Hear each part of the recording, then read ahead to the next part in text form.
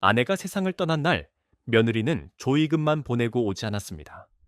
사도는 다음에 뵙겠습니다라며 전화를 끊더군요. 그날 저는 장례식장을 산 사람들의 초상집으로 바꿔놓았습니다. 여러분이라면 이런 일을 그냥 넘길 수 있었겠습니까? 죽은 이의 마음보다 산 사람의 이기심이 더 큰 세상. 도대체 어디서부터 잘못된 걸까요?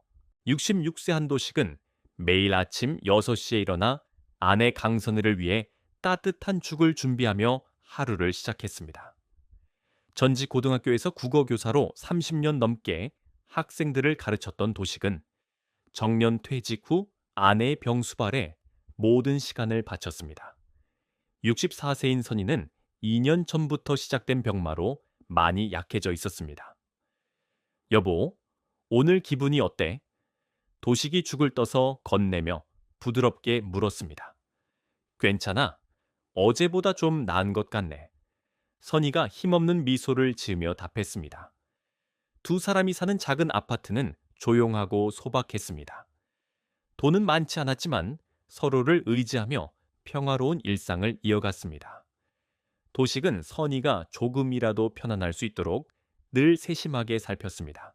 오후가 되면 동네 할머니들이 가끔 선희를 찾아왔습니다. 선희에게는 이런 짧은 방문이 삶의 큰 위로였습니다. 선희야, 오늘 좀 어때? 옆집 할머니가 문을 열고 들어오며 물었습니다. 고마워요. 이렇게 와줘서 정말 힘이 돼요. 선희가 따뜻한 미소로 답했습니다. 도식과 선희에게는 아들 한준영이 있었습니다. 36세인 준영은 일정한 직업 없이 일용직을 전전하며 불안정한 삶을 살았습니다. 3년 전 결혼한 며느리 민다혜는 34세로 금융회사에서 과장으로 일하는 바쁜 직장인이었습니다. 하지만 다혜는 시부모를 대하는 태도가 차가웠습니다. 도식과 선희가 경제적으로 넉넉하지 않다는 이유로 늘 거리를 두었습니다. 시골에서 올라온 촌스러운 노인네들이라니까. 다혜가 친구들에게 시부모를 소개하며 하는 말이었습니다. 다혜는 시어머니 병문안도 거의 하지 않았습니다. 준영이 병원에 같이 가자고 하면 나 바빠 못 가. 라며 퉁명스럽게 거절했습니다. 집만 지원해줬으면 됐지. 왜 부모까지 챙겨야 해? 다혜가 준영에게 자주 던지는 말이었습니다. 준영은 아내의 말에 제대로 반박하지 못했습니다. 마음이 약하고 우유부단한 데다 경제적으로도 다혜에게 의존하고 있었기 때문입니다. 다혜의 부모도 다를 바 없었습니다. 사돈인 다혜의 부모는 도식 부부를 가난한 집안으로 여기며 연락을 거의 하지 않았습니다. 우리 다혜가 고생이 많지. 다혜의 어머니가 늘 하던 말이었습니다. 선희는 이런 상황을 모르지 않았지만 묵묵히 참았습니다. 아들의 가정이 흔들릴까 걱정했기 때문입니다. 여보, 우리가 너무 부담 주는 건 아닐까? 선희가 조심스럽게 남편에게 물었습니다. 그게 무슨 소리야? 우린 가족이잖아. 도식이 따뜻하게 위로했습니다. 하지만 도식의 마음도 편치 않았습니다. 교사로 오랜 세월 사람을 봐온 그는 다혜의 마음이 따뜻하지 않다는 걸 느끼고 있었습니다. 그러던 어느 날 선희의 병세가 갑자기 악화되었습니다. 도식은 다급히 구급차를 불러 병원으로 달려갔습니다. 의사는 심각한 얼굴로 말했습니다. 가족들에게 연락하세요. 상태가 좋지 않습니다. 도식은 아들 준영에게 전화했습니다. 준영아, 어머니가 위독하시다. 빨리 와라. 준영은 놀라 병원으로 달려왔지만 다혜는 회사 일이 바빠서라며 끝내 오지 않았습니다. 다혜는 어디 있나? 도식이 준영에게 물었습니다. 바빠서 못 온대요. 준영이 어색하게 대답했습니다. 도식은 실망했지만 말을 아꼈습니다. 지금은 아내가 먼저였습니다. 며칠간의 힘겨운 투병 끝에 선희는 가족 곁에서 조용히 눈을 감았습니다. 도식은 아내의 손을 잡고 마지막 말을 건넸습니다. 여보, 그동안 고생 많았어. 눈물이 도식의 뺨을 타고 흘렀습니다. 선희의 죽음은 도식에게 큰 충격이었습니다. 평생을 함께한 동반자를 잃은 슬픔과 홀로 남겨진 현실이 그를 짓눌렀습니다. 그래도 도식은 아내를 정성껏 보내드리기 위해 장례를 준비했습니다. 작은 장례식장을 예약하고 교회와 동네 사람들에게 부고를 알렸습니다. 준영에게도 장례 일정을 전했습니다. 준영아, 다혜에게도 꼭 전해라. 네, 아버지. 준영이 대답했습니다. 하지만 다혜의 반응은 냉랭했습니다. 준영이 장례식에 오라고 하자 단칼에 거절했습니다. 내가 꼭 가야 해. 나 없어도 되잖아. 다혜가 퉁명스럽게 말했습니다. 여보, 그래도 어머니 장례식인데. 준영이 당황하며 말했지만 다혜는 말을 잘랐습니다. 돈 보낼게. 그걸로 장례비나 보태. 다혜는 모든 걸 돈으로 해결하려 했습니다. 내가 가는 것보다 그게 더 낫지. 준영은 아내의 태도에 당황했지만 평소처럼 강하게 말하지 못했습니다. 사돈도 다르지 않았습니다. 도식이 정중히 장례 일정을 알렸지만 그들은 일정이 안 맞는다며 거절했습니다. 죄송합니다. 출장이 잡혀서요. 다혜의 아버지가 전화로 말했습니다. 딸이 알아서 할 테니 저희는 빠지겠습니다. 다혜의 어머니도 무심히 덧붙였습니다. 도식은 실망했지만 마음을 다잡았습니다. 아내의 장례를 잘 치르는 게 우선이었습니다. 장례 첫날 작은 장례식장은 고요했습니다. 도식은 홀로 상복을 입고 앉아 있었습니다. 조문객은 동네 이웃과 교회 사람들 뿐이었습니다. 아들하고 며느리는 어디 있나? 이장님이 조심스럽게 물었습니다. 바빠서 못 온다고 하네요. 도식이 담담히 답했습니다. 목사님도 고개를 갸웃거렸습니다. 그래도 가족인데. 도식은 아무 말 없이 마음속 분노를 삼켰습니다. 저녁이 되어 준영이 혼자 장례식장에 도착했습니다. 다혜는 끝내 오지 않았습니다. 아버지, 죄송합니다. 준영이 고개를 숙이며 말했습니다. 다혜는 도식이 물었습니다. 회사 일이 바빠서. 준영이 머뭇거리며 대답했습니다. 그때 준영의 전화에 다혜의 문자가 왔습니다. 준영은 문자를 보고 당황한 얼굴이 되었습니다. 뭐라고 왔나? 도식이 물었습니다. 준영은 망설이다 전화기를 보여줬습니다. 다혜의 문자였다. 엄마가 그러시는데 저런 집안이랑 결혼한 내가 손해래. 도식은 그 문자를 보고 할 말을 잃었습니다. 아내의 장례 중에 며느리가 이런 말을 하다니 믿을 수가 없었습니다. 이게 정말 다혜가 보낸 거냐? 도식이 떨리는 목소리로 물었습니다. 아버지, 준영은 말을 잇지 못했습니다. 도식은 더 말하지 않았습니다. 아들마저 아내 편을 드는 듯해 마음이 더 무거웠습니다. 그날 밤 도식은 상복을 입은 차에 선희의 영정 앞에 앉아 있었습니다. 아내의 사진을 바라보며 깊은 생각에 잠겼습니다. 선희야, 미안해. 도식이 조용히 말했습니다. 살아있을 때도 저들에게 무시당했는데 죽어서까지 이런 대접을 받게 하다니. 도식은 마음속으로 다짐했습니다. 아내의 마지막 길을 외면한 며느리와 사돈을 그냥 두고 볼 수 없었습니다. 이 초상집을 산 사람들의 초상집으로 만들어줄게. 도식이 영정을 향해 속삭였습니다. 다음 날 도식의 행동이 달라졌습니다. 마을 이장, 교회 목사님, 동네 어르신들에게 며느리와 사돈의 태도를 알리기 시작했습니다. 장례식도 외면하고 고인을 비하하는 말까지 했다니까요. 도식이 이장님에게 말했습니다. 그게 정말입니까? 이장님이 놀라 물었습니다. 네, 제가 문자를 직접 봤습니다. 도식이 단호히 답했습니다. 도식은 계획적으로 사람들에게 이야기를 전했습니다. 며느리와 사돈의 행동을 동네에 알린 뒤 도식은 그들에게 다시 조문을 요청했습니다. 이번에는 다른 의도가 있었습니다. 먼저 준영에게 전화했습니다. 준영아, 내일은 어머니 마지막 날이다. 다혜랑 꼭 와라. 아버지, 다혜가 바빠서. 준영이 머뭇거리며 대답했습니다. 바쁘다고? 도식의 목소리가 날카로워졌습니다. 시어머니 장례식보다 더 급한 일이 뭐가 있나? 준영은 아버지의 단호한 말투에 당황했습니다. 평소 온화했던 아버지가 이렇게 말하는 건 처음이었습니다. 다혜에게도 직접 전화했습니다. 다혜야, 내일은 어머니 마지막 날이다. 꼭 와야 한다. 아버님, 말씀드렸잖아요. 저 못 가요. 다혜가 냉랭히 답했습니다. 조익은 보냈으니 그걸로 충분하지 않나요? 이제 와서 왜 이러세요? 어차피 내일이면 끝날 일인데. 도식은 다혜의 말에 치를 떨었습니다. 아내의 장례를 내일이면 끝날 일이라니. 그날 와야 할 사람들이 있다. 도식이 의미심장하게 말했습니다. 그게 무슨 말씀이세요? 다혜가 물었지만 도식은 와보면 알 거다라며 전화를 끊었습니다. 사돈에게도 연락했습니다.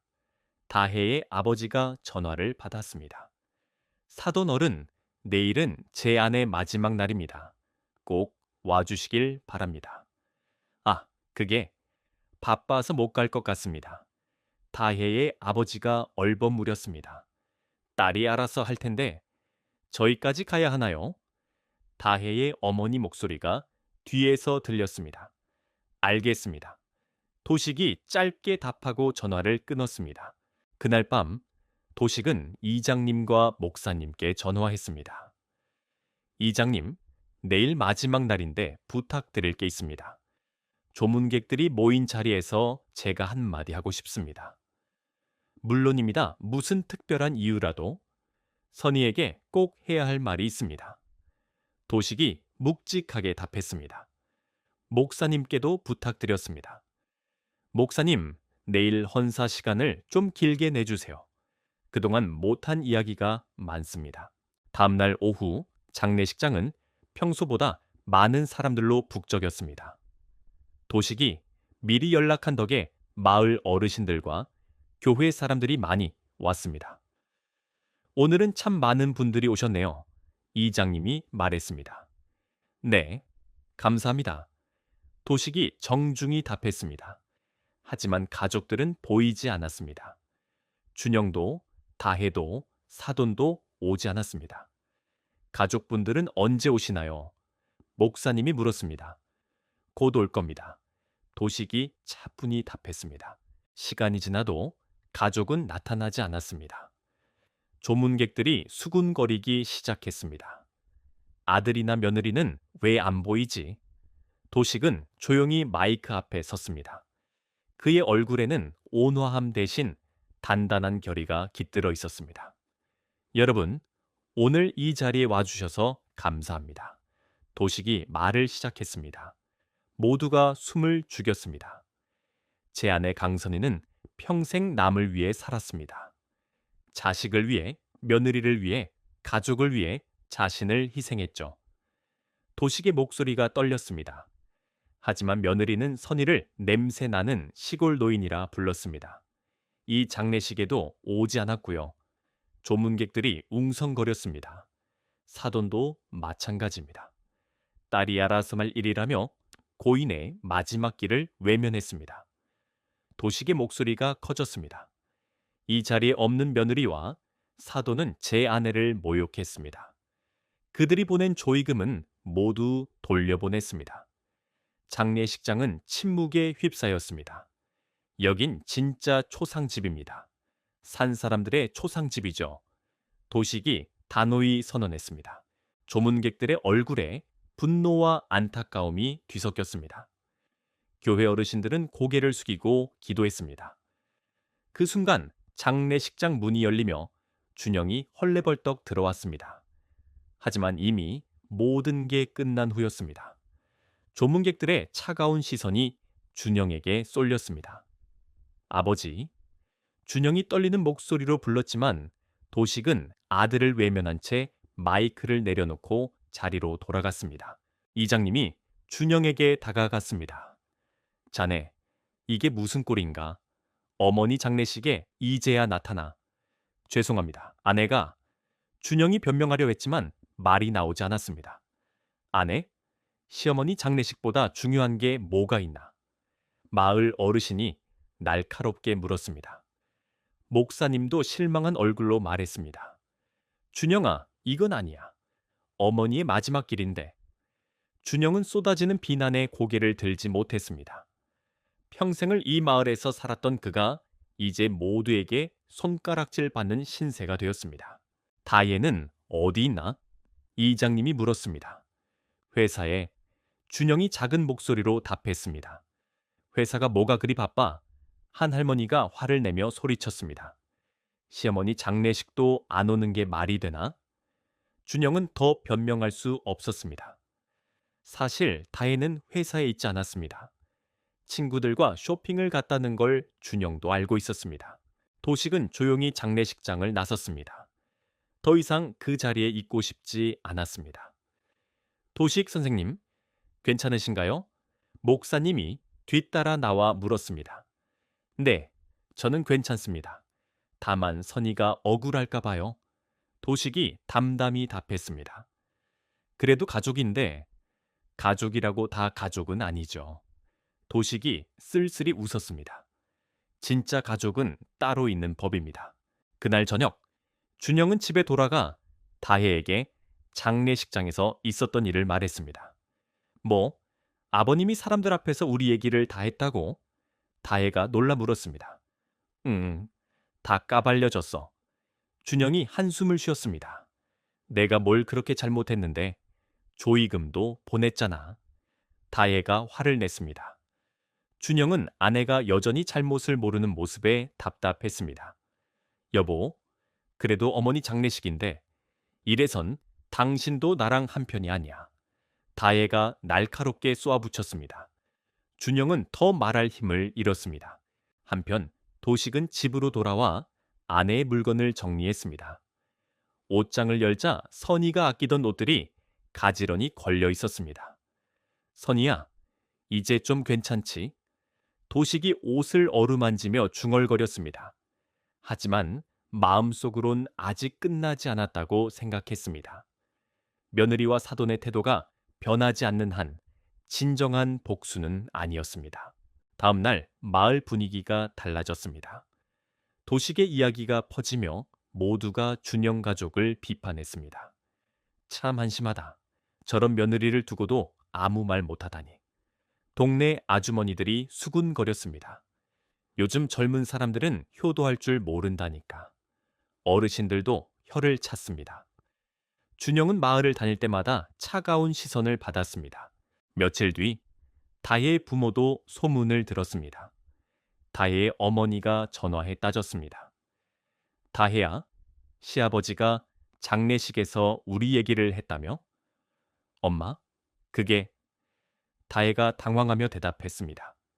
우리가 뭘 잘못했다고 그런 소리를 해? 이런 집안이랑 엮인 게 잘못이야. 다혜의 아버지가 화를 냈습니다. 도식의 계획은 점점 효과를 발휘했습니다. 마을 전체가 다혜와 사돈을 비난하며 그들은 고립되어 갔습니다. 장례식이 끝난 지 일주일, 마을의 분노는 식지 않았습니다. 도식의 이야기는 큰 파도를 일으켰습니다. 교회에서는 이 일을 주제로 기도회를 열었습니다. 목사님이 설교했습니다.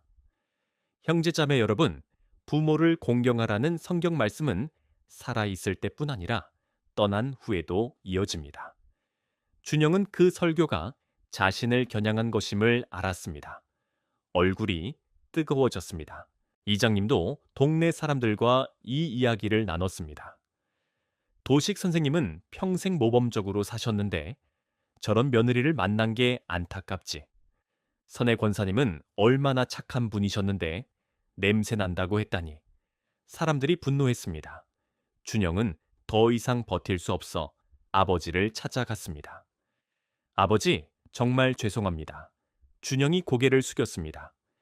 지금 와서 사과하면 뭐가 달라지나? 도식이 차갑게 답했습니다. 다혜는 어디 있나? 집에.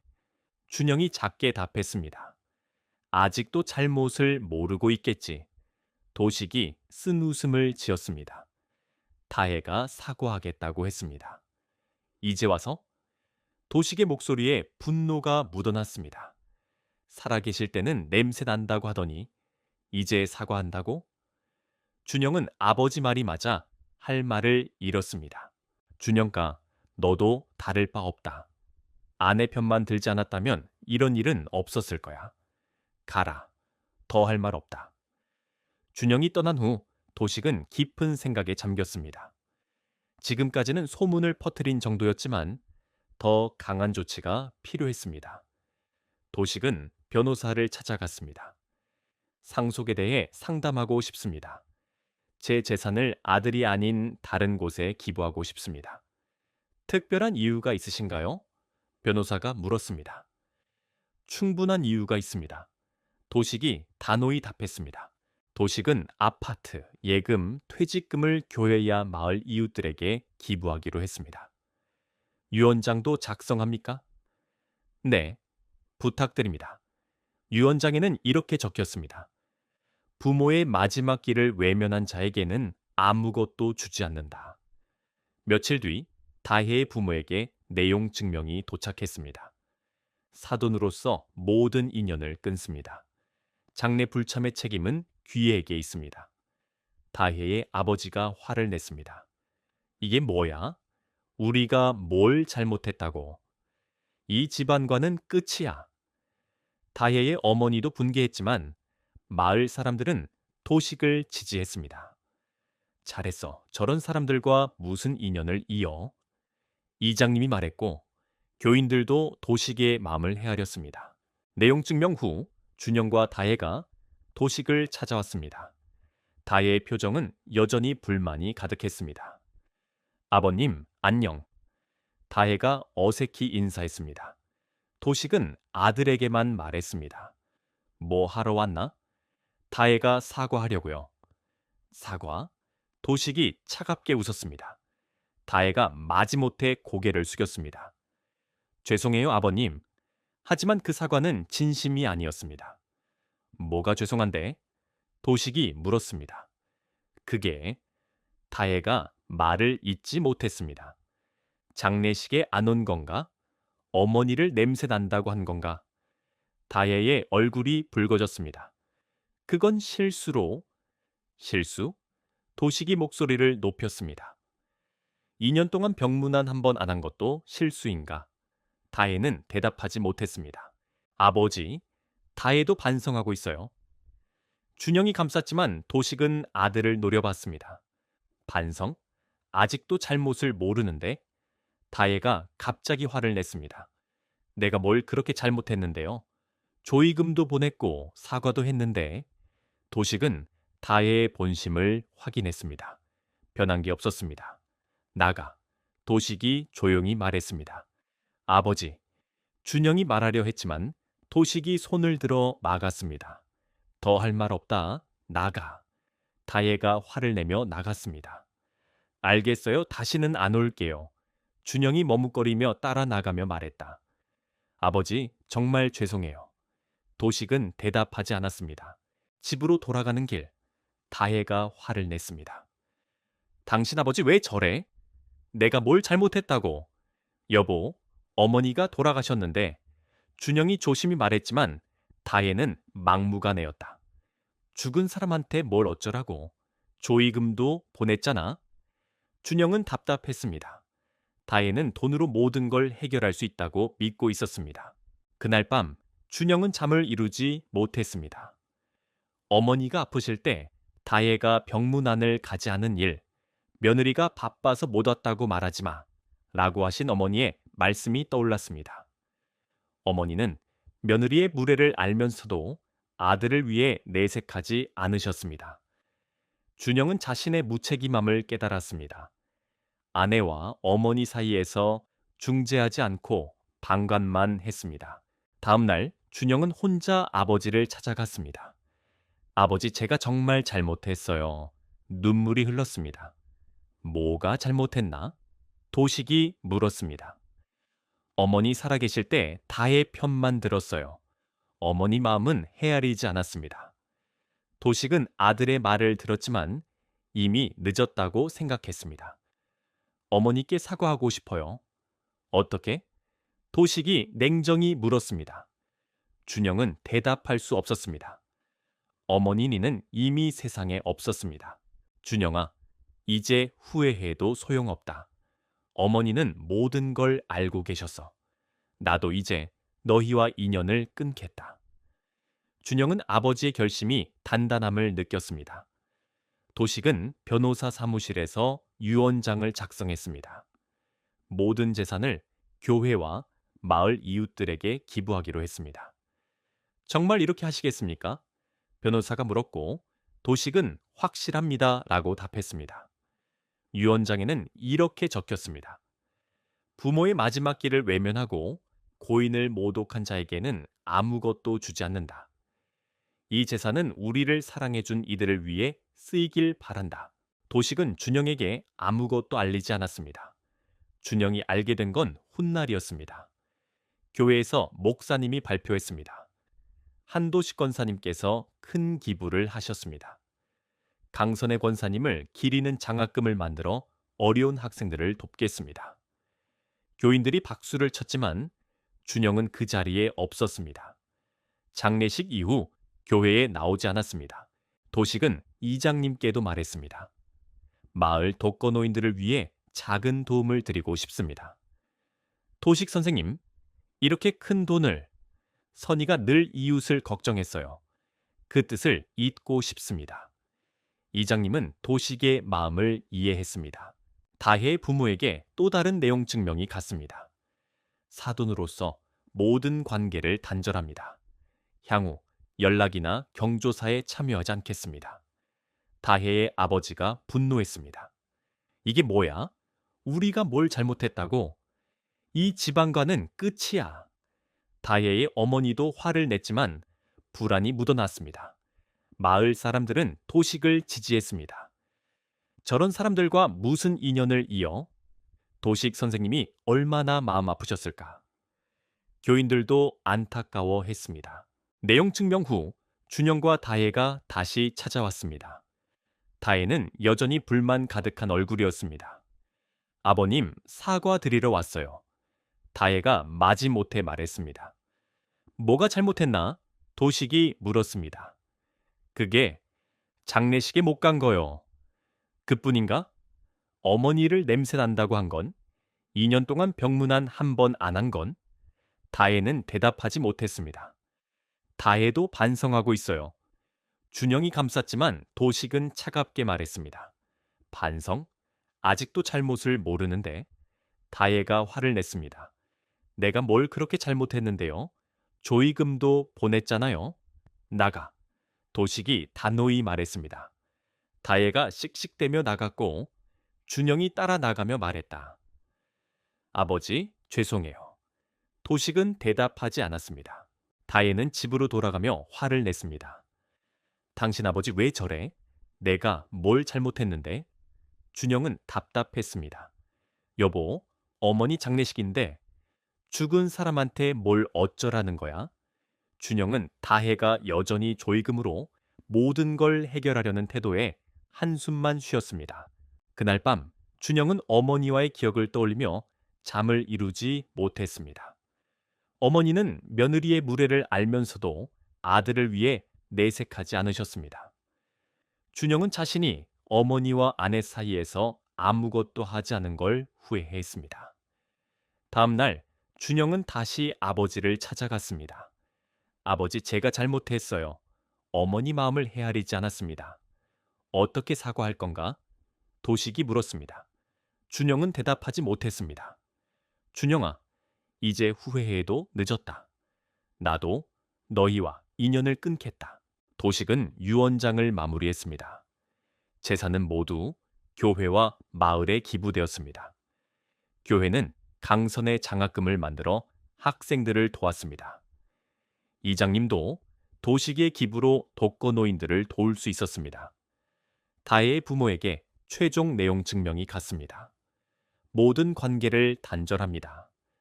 그들은 분노했지만 마을은 도식을 지지했습니다. 준영은 교회 소식을 듣고 아버지를 찾아갔습니다. 아버지, 교회에 기부하셨다는 게 사실인가요? 그래, 유산은 너와 상관없다. 준영은 아버지가 자신과의 인연을 완전히 끊으려 한다는 걸 깨달았습니다. 아버지, 그래도 저는 아들인데 어머니 장례식도 외면한 아들이냐? 가라. 도식은 선의의 유물함을 보며 말했습니다. 선의야, 이제 다 끝났어. 우리를 무시한 이들은 이제 스스로 초라해질 거야. 봄이 되자 도식은 선의의 유골을 바다에 뿌리기로 했습니다. 교회 목사님과 교인들에게 부탁했습니다. 서해 바닷가에서 작은 추도식이 열렸습니다. 도식은 유골을 뿌리며 말했습니다. 선의야, 이제 편히 쉬어. 너를 힘들게 한 이들은 이제 초라한 삶을 살 거야. 유골이 파도와 함께 사라졌습니다. 이제 됐다. 도식이 중얼거렸습니다. 변호사 사무실에서 준영에게 연락이 왔습니다. 아버님께서 모든 재산을 기부하셨습니다. 상속은 없습니다. 준영은 무너졌습니다. 다혜는 분노했습니다. 미쳤어? 아들 놔두고 남에게 다 줬다고? 당신이 장례식 때 잘했어야지. 하지만 이미 늦었습니다. 마을 사람들은 도식을 칭찬했습니다. 도식 선생님은 정말 대단하셔.